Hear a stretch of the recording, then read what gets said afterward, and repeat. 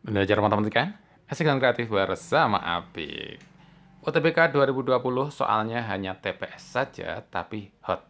Ya, oke, ini bocorannya. Tipe yang pertama hot P dan Q. Hubungan P dan Q sudah dibahas Paman Apik. Dan tipe hot yang kedua adalah pernyataan 1 dan 2 cukup atau tidak. Oke, sudah dibahas Paman Apik juga. Dan nilai aman passing grade diumumkan yang terakhir itu 700 tinggi sekali. Hampir lulus ke jurusan apapun, hampir semuanya ya.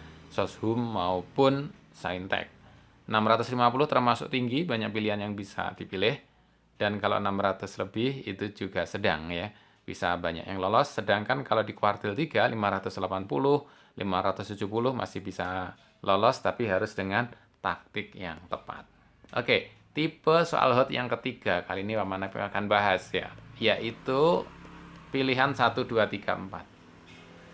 ABCD-nya harus sudah hafal ya. Oke, sehingga kita hanya fokus ke soalnya. Ini jadi bonus kalau udah hafal ya.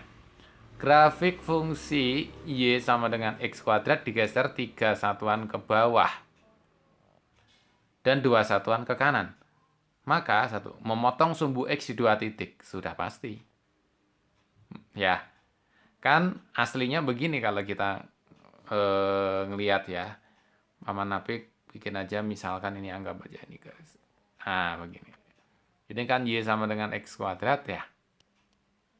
Kalau digeser 3 satuan ke bawah, ya ke bawah pasti motong 2 titik kan begini. Tapi kan ke kanannya belum ya, nggak apa-apa. Ke kanan ke kiri kan tetap 2 titik ya, nggak ngaruh gitu ya. Jadi memotong sumbu X di 2 titik, 1 benar, 3 pasti benar. Ya, karena 1 pasangannya dengan 3, udah pasti. Sehingga yang milih 24 ini salah pasti yang C. 24 saja, karena 1 udah benar. D juga salah, hanya 4. Yang E semua pilihan benar masih mungkin. Oke. Jadi 3 udah pasti benar, boleh cek 2, boleh 4. Kalau misalkan 2 mau kita cek. Kurva terbuka ke bawah. Ya salah. Ya kalau digeser mah tetap terbuka ke atas ya. 2 salah. Karena 2 ini salah, maka yang benar tinggal 1 dan 3 saja. Semua pilihan benar nggak mungkin, 2-nya aja udah salah. Jadi jawabannya yang B. Belajar matematika asik dan kreatif bersama Apik. Jadi tipe 1, 2, 3, 4 ini kalau kita menguasai malahan jadi bonus. Kalau nggak menguasai pusing soal hotnya ya. Oke. Sekarang tipe keempat. Ini sebenarnya pilihan biasa. Cuma kadang-kadang harus ngecek banyak. Kita aja ya. Nah, pilihan ganda biasa ya. ABCD. Jumlah seluruh bilangan kelipatan 8 antara 30 dan 190 adalah berapa? Oke. 30 yang paling dekat itu adalah 32 kelipatan 8. Oke. Nah, 32 ini adalah 8 kali 1 ditambah 24. Suku ke 1 ya. 8 kali 1. Oke. Nah, 190 yang paling dekat sebelum 180 kelipatan 8 itu 184 ya. Ini kan kalau ada plus 24-nya berarti plus 24 di sininya 160. Gitu kan? 160 plus 24 kan 184. 160 itu sendiri 8 kali 20. Oke. Plus 24. Jadi sukunya adalah 8 kali 1, 8 kali 2, 8 kali 3 sampai terakhir 8 kali 20. Jadi 20 suku sebenarnya. Oke, sebelum ke sana Paman Apik sebenarnya bisa juga kalau ini pakai pengujian ya. Kalau kelipatan 8 itu sudah pasti yang A ini salah. Karena kalau kelipatan 8, 3 angka yang terakhir ini harus bisa dibagi 8. 180 kan nggak bisa. Yang B 160 bisa, mungkin benar. Yang C kan 100 nggak bisa dibagi 8, kan nggak kelipatan 8. Yang D 80 ya, 080 mungkin bisa. Yang E 020 nggak bisa. Jadi kalaupun nembak, kalau nggak B ya D. Yang kelipatan 8 cuma itu aja. Ya, tinggal berdoa. Nanti bisa ya, moga-moga.